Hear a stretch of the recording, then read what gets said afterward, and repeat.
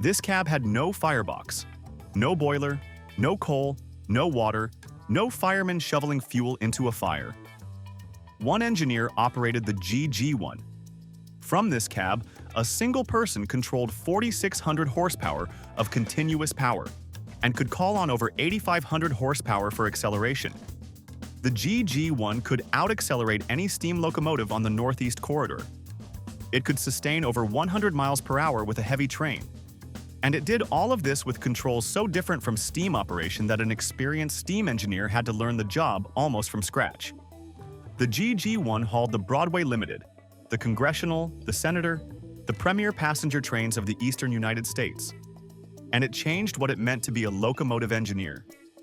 This is what it was like to operate the most durable electric locomotive in American history. The controls, the skills, the fundamentally different experience of driving a locomotive that drew its power from a wire overhead. No fire, no fireman, a new kind of railroad job. The GG1 was operated by a single engineer. There was no fireman in the traditional sense, no boiler to manage, no fire to maintain, no water to monitor. The GG1 drew its power from the overhead catenary wire continuously. The locomotive did not generate its own power, so there was no power plant to operate. This was a fundamental change in the nature of locomotive operation. A steam locomotive was a self-contained power plant that required constant tending. The GG1 was a power consumer drawing from an external supply. The engineer's job shifted from managing a machine's internal state to managing the train's movement through the electrified territory. But this did not make the GG1 simple to operate. The locomotive had its own demanding skills: managing tractive effort to avoid wheel slip, handling the heavy, high-speed passenger trains the corridor demanded, and operating within the electrical limits of the catenary system. What it was like to drive a GG1 is the story of how electric traction changed the locomotive engineer's job, from the physical, two-person craft of steam to the precise, single-operator skill of high-speed electric railroading.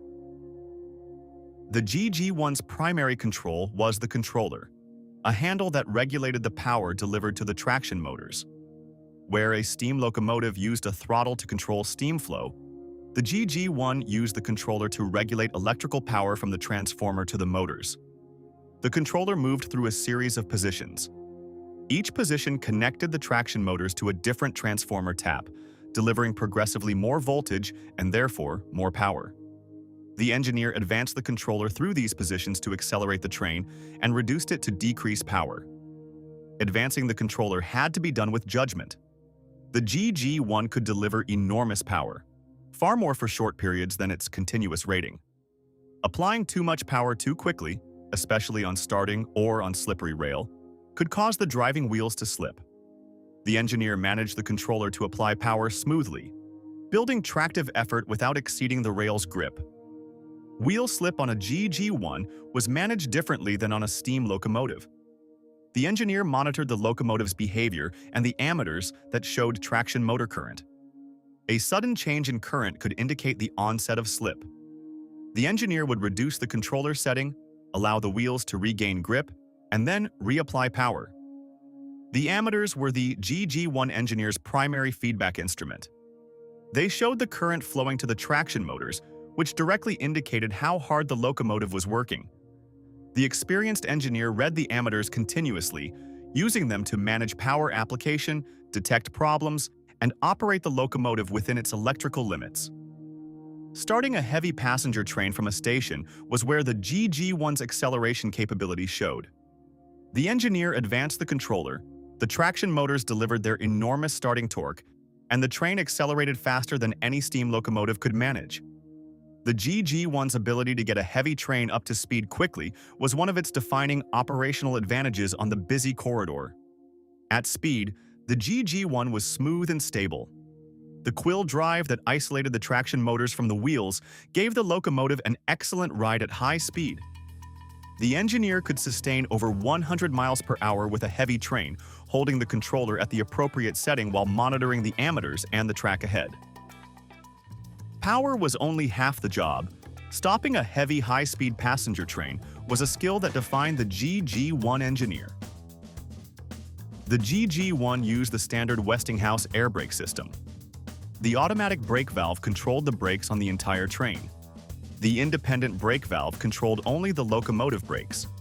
The engineer used these to manage the train's speed and to bring it to precise stops at station platforms. Braking a high-speed passenger train required anticipation.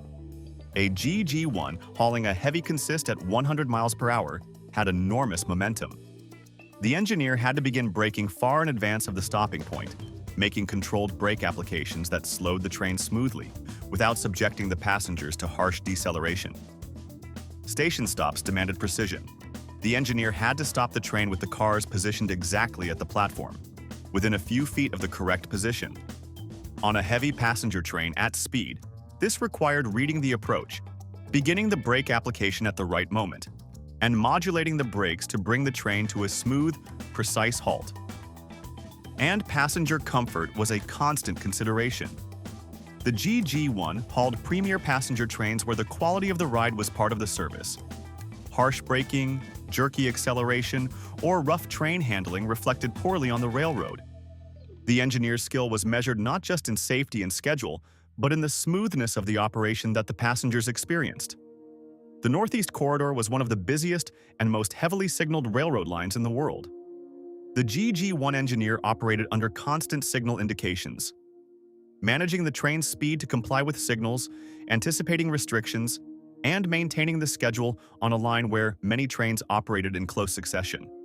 The corridor was equipped with cab signaling, a system that displayed signal indications inside the cab, supplementing the wayside signals.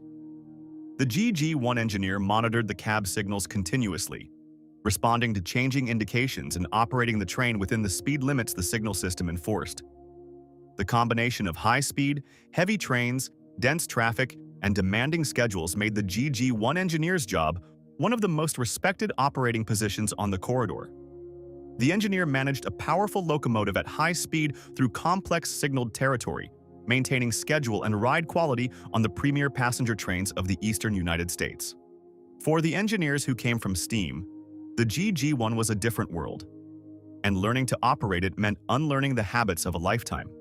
Most of the engineers who operated GG1s in the early years had come from steam locomotives. They had spent their careers managing fireboxes, monitoring boiler pressure, coordinating with firemen, and operating self-contained steam power plants. The GG1 required them to set aside almost all of that. The most obvious change was the absence of the fireman. A steam engineer had always worked with a partner who managed the boiler. The GG1 engineer worked alone. The coordination that had defined steam operation, the constant communication between engineer and fireman, was simply gone. The engineer was solely responsible for the locomotive. The deeper change was the absence of power plant management. A steam engineer was always aware of the locomotive's internal state: the fire, the steam pressure, the water level. These determined what the locomotive could deliver. The GG1 engineer had no such concerns. The power came from the wire. As long as the catenary was energized, the locomotive could deliver its full power on demand. The engineer's attention shifted entirely to the train's movement and the territory. The controls themselves required relearning. The throttle of a steam locomotive and the controller of a GG1 did different things in different ways. The reverser of a steam locomotive had no equivalent on the GG1. The skills of firebox management and boiler coordination were useless. The engineer had to learn a new set of skills focused on electrical power management and high-speed train handling. Engineers who made the transition described it in mixed terms. The GG1 was easier in many ways. No physical fire tending, no boiler anxiety, no firemen to coordinate with. But it was also faster, more powerful, and operated in denser, more demanding territory than most steam operations. The corridor's high speeds and tight schedules created their own intensity. And the GG1 carried a different kind of responsibility. It hauled the premier passenger trains of the eastern United States at high speed through densely populated territory. The consequences of an error were severe. The engineer operated under constant signal indications, maintained demanding schedules, and carried hundreds of passengers at over 100 miles per hour. The job demanded total concentration. The engineers who mastered the GG1 became some of the most respected operators in American railroading. They had learned a new craft, high-speed electric railroading, that bore little resemblance to the steam operation most of them had started with. The GG1 was the locomotive that taught a generation of engineers what modern railroading would become. The GG1 served for nearly 50 years. Engineers who began operating GG1s in the late 1930s could have operated them through the entire Pennsylvania Railroad era, the Penn Central era, and into the Amtrak era. The locomotive outlasted the careers of most of the engineers who ran it. Over those decades, generations of engineers learned the GG1. The locomotive's controls and operating characteristics remained essentially consistent across its entire career. An engineer trained on a GG1 in 1940 could operate a GG1 in 1970 with the same fundamental skills. The locomotive provided a stable, consistent platform across an extraordinary span of railroad history. By the time the GG1 reached the end of its career in the early 1980s, the engineers operating it were running locomotives that were over 40 years old. The GG1 had become a legacy machine, beloved by the engineers who knew it, respected for its durability and its power, and increasingly anachronistic as newer electric locomotives arrived on the corridor. When the GG1 was finally retired, the engineers who had operated it lost a locomotive that many considered the finest electric machine they had ever run. The GG1's combination of power, smoothness, durability, and straightforward operation had made it a favorite among the operators who knew it. Today, the GG1 survives only as static museum displays. The PCB contamination in the transformers prevents any GG1 from operating. The engineers who actually drove GG1s in revenue service are now elderly, and the operational knowledge they carry, what it was actually like to run a GG1 at speed on the corridor, is becoming history. Unlike the big boy, no GG1 will ever operate again under realistic circumstances. The chemistry of the transformers makes restoration prohibitively difficult. The experience of driving a GG1, the controller, the ammeters, the high-speed corridor operation, exists now only in documentation and in the memories of the engineers who lived it. What it was like to drive a GG1 was the experience of operating one of the first truly modern locomotives. Single-operator electric power, high-speed corridor railroading, the precise, demanding skill of managing a powerful electric machine at speed through busy territory. The GG1 was where American railroading first learned what the future of locomotive operation would feel like. The big boy was the peak of one era of railroading, the massive, two-person, self-contained steam locomotive. The GG1 was the beginning of another, the powerful, single-operator, externally powered electric locomotive. Driving them was as different as the machines themselves, and the engineers who operated both lived through one of the great transitions in the history of their profession. Driving a GG1 was the experience of operating American railroading's most durable electric locomotive at the dawn of modern high-speed railroading. A single engineer. 4,600 horsepower drawn from a wire overhead. The precise skill of managing a powerful electric machine through the busiest corridor in the country. This is part 2 of our From the Cab series, exploring how the most significant locomotives in American railroad history were actually operated. Companion to our What's Under the Hood series on the engineering inside each locomotive. Both series are linked in the description. Part 3 covers driving the EMDF unit, the diesel locomotive that consolidated 4 locomotives into a single cab and turned the steam engineer's craft into the modern locomotive operator's profession. Subscribe so you do not miss it. There are more locomotives to examine. There are more cabs to climb into. We will keep telling the story of how the machines were actually operated by the people who worked them.